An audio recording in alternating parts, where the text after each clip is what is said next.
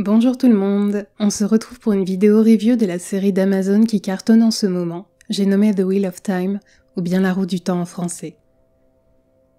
La Roue du Temps est à l'origine une très célèbre saga littéraire de fantasy créée par Robert Jordan. Il est l'auteur des 11 premiers tomes, publiés entre 1990 et 2005. Atteint d'une maladie incurable, il avait laissé suffisamment de notes pour que le flambeau puisse être repris après sa mort en 2007. Les 3 derniers tomes de sa saga ont été écrits par son successeur, Brandon Sanderson.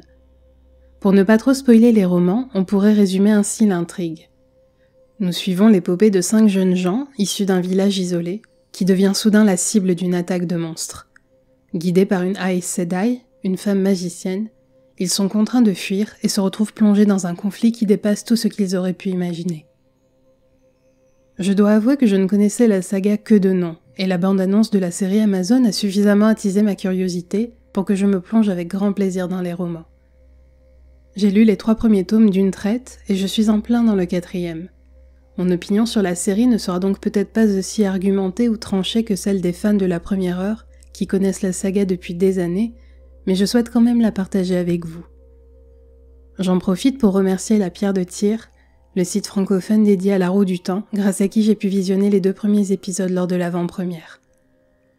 Si vous n'avez pas encore attaqué la série, je vous conseille de quitter la vidéo, car je vais spoiler certains moments de l'intrigue.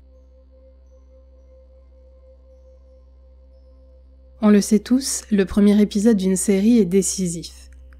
C'est ici que l'on introduit l'univers, les personnages, les enjeux, la trame principale, bref, il faut happer le spectateur dès les premières secondes et lui donner envie de poursuivre la série plutôt que de zapper. Le premier épisode a, je dirais, presque autant de défauts que de qualités. Son défaut principal est sa durée.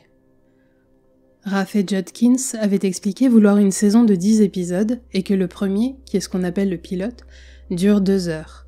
Sa demande a malheureusement été refusée par les producteurs et il a retravaillé le script avec les scénaristes afin de coller à la durée imposée. Je pense que c'est une des raisons qui explique pourquoi il y a une telle impression de rush tout au long de l'épisode et pourquoi le montage de certaines scènes semble parfois maladroit. Il n'est en effet pas aisé de proposer une introduction aux Aes Sedai et à leur quête, présenter le village de Champ-Démon et les personnages principaux, puis l'arrivée de Moiraine et Lan, l'attaque des Trollocs et la fuite vers Tar Valon. Pour résumer, les 10 premiers chapitres du tome 1 ont été condensés en 1 heure, ce qui est énorme. On reprochera notamment l'introduction avec Moiraine, que j'ai trouvée bien trop succincte et qui aurait mérité d'être plus longue. On est en effet directement plongé dans la quête de la jeune femme, à savoir trouver le dragon réincarné. Pour les personnes qui n'ont pas lu les romans, cela peut être déroutant, et j'aurais vraiment aimé que le résumé soit plus développé. En termes d'adaptation, la base essentielle de l'histoire est respectée, mais certains changements ont été faits. Nos jeunes villageois ont par exemple été vieillis de quelques années, et leur caractère est assez différent de leur alter ego littéraire. Les relations sont aussi différentes dans la série. Matt est dans une situation familiale assez abusive, Perrine est mariée, et Rand et Egwene sont à un stade bien plus avancé de leur relation amoureuse. Visuellement, on sent que le budget d'Amazon a été utilisé à bon escient car l'épisode est superbe. Les paysages sont sublimes, la composition de certains plans est de toute beauté, et j'adore voir de la lumière et de la couleur. Certaines séries de fantasy ont pris le parti de faire ressortir la dureté de leur univers par une palette chromatique sombre et froide. Or ici, c'est tout le contraire. Les forêts sont luxuriantes et les montagnes majestueuses. Le village de Champ-Démon est un vrai décor et non pas un fond vert, et nous avons droit à une belle présentation qui se focalise sur la vie des habitants en extérieur, mais les intérieurs sont tout aussi travaillés et les costumes ne sont pas flambant neufs. On a ainsi la sensation d'être plongé dans un environnement vivant et réaliste, et j'estime que c'est important pour l'immersion d'un spectateur. J'ai été aussi agréablement surprise par le design des Trollocs. Je craignais que l'on ait droit à un résultat un peu ridicule étant donné la description qui est faite de ces créatures, mais finalement pas tant que ça. Il y a bien quelques petits couacs lors des scènes d'action, mais rien qui ne vienne gâcher l'effet produit. Mon passage préféré de l'épisode est sans nul doute le combat entre Moiraine, Lan et les monstres. En fait, je suis sans doute biaisée car j'ai écouté la bande originale de la série en boucle avant de la visionner, et mon morceau préféré est justement celui que l'on entend pendant la bataille. Je ne me raconte pas à quel point j'étais aux anges quand j'ai découvert ça. Alors oui, on pourrait critiquer les effets spéciaux qui sont censés représenter le tissage du pouvoir que fait Moiraine, mais j'étais plus fascinée par sa dynamique et sa complémentarité avec Lan lors du combat. J'avais adoré l'épisode 2 lors de la projection parce que je l'ai trouvé complètement différent du premier. Je l'ai regardé à nouveau lors de sa sortie sur Prime et cela n'a fait que confirmer mon impression. Il apporte énormément de nuances et de contenu et vient combler les lacunes de son prédécesseur. Le premier épisode avait cette introduction quasi idyllique avec le beau village de Champ-Démon et la vie tranquille de ses habitants, complètement brisée par l'arrivée des Trollocs. L'épisode 2 poursuit sur cette voie en nous montrant l'envers de l'univers de la Roue du Temps, sa cruauté et sa laideur. Et cela commence dès le début de l'épisode, avec cette présentation formidable des Fils de la Lumière. L'acteur Abdul Salis réalise un travail remarquable et ne tombe jamais dans le piège de la surenchère. Il est parfaitement agréable et souriant, mais derrière cette façade, nous voyons à quel point lui, et par extension son organisation, peuvent être implacables et sans pitié. Cependant, lorsque nous rencontrons les Fils de la Lumière un peu plus tard dans l'épisode, nous découvrons également une autre facette de cette organisation, avec Geoffram Bornald. Ce dernier apparaît plus mesuré que son compagnon inquisiteur, voire même plus compatissant, et prêt à compromettre ses valeurs si cela peut aider ceux qui en ont besoin. La traversée de la rivière et le sort du passeur apportent de la nuance au personnage de Moiraine. Jusqu'à présent, nous avions une vision plutôt positive de l'Aes Sedai. Les rumeurs et la méfiance dont elle faisait l'objet à son arrivée à Champ-Démon avaient été quelque peu balayées lorsqu'elle avait endossé le rôle de mentor et de protectrice de nos héros. Ici, notre empathie pour le passeur nous fait voir les choses du point de vue des détracteurs des Aes Sedai.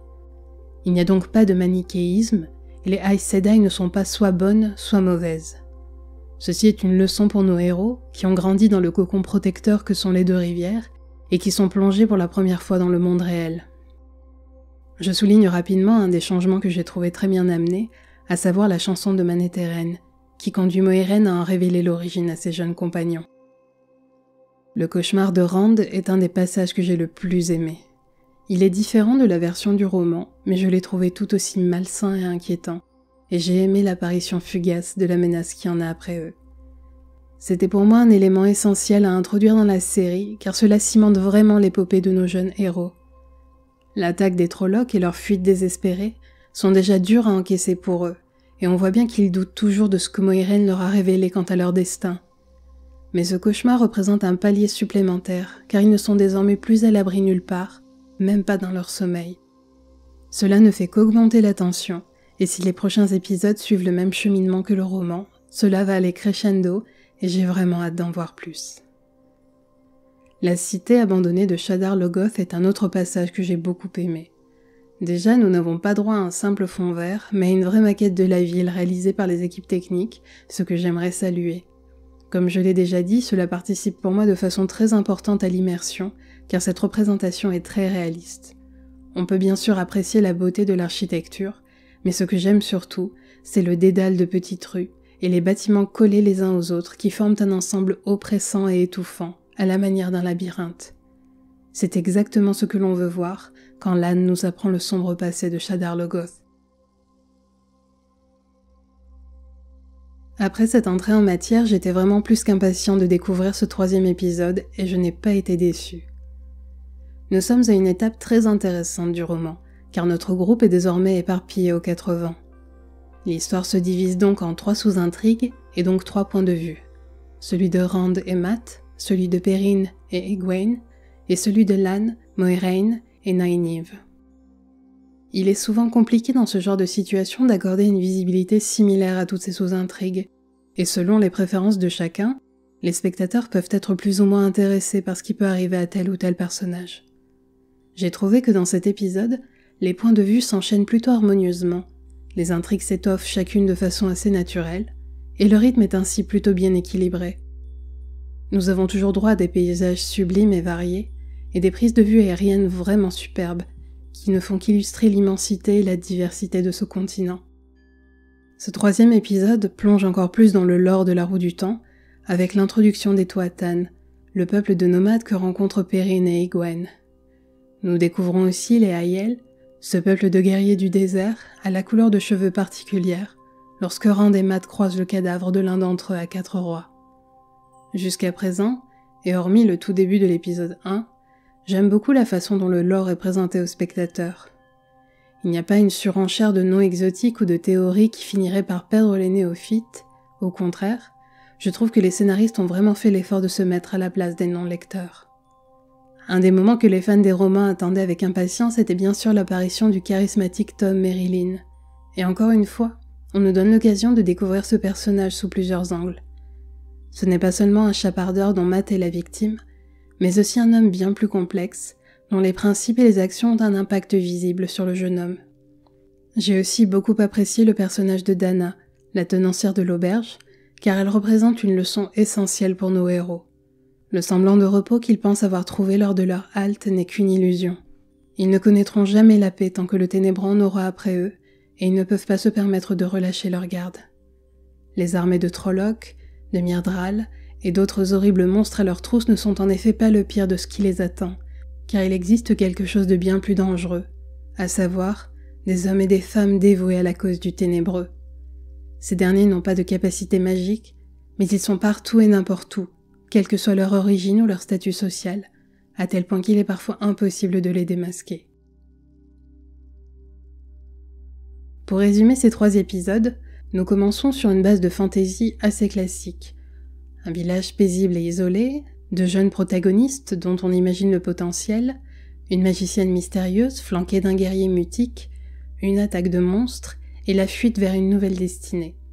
Robert Jordan a avoué s'être inspiré du Seigneur des Anneaux et notamment de la comté pour le village de Champ-des-Monts. Mais une fois l'épisode 2 entamé, on se détache progressivement des déjà-vus pour entrer dans une vraie histoire bien définie. Ce qui ressort pour moi le plus et que j'aime beaucoup, c'est le côté coming of age de ces épisodes, ou comment nos héros quittent brutalement l'innocence et la naïveté qui caractérisaient leur jeunesse pour se retrouver plongés dans un monde inconnu et privés de repères. Après, ce n'est pas une série exempte de défauts, et je ne doute pas que les puristes qui connaissent très bien les livres auront beaucoup de reproches à lui faire, comme j'ai pu le faire avec la saison 1 de The Witcher. Mais je trouve personnellement la réalisation et la narration suffisamment intrigantes pour avoir envie de poursuivre le visionnage. N'hésitez pas à me dire dans les commentaires ce que vous avez pensé de cette série, et je vous retrouverai pour la review de l'épisode 4 que j'ai vraiment hâte de découvrir. Prenez soin de vous, et à très bientôt. The Fail.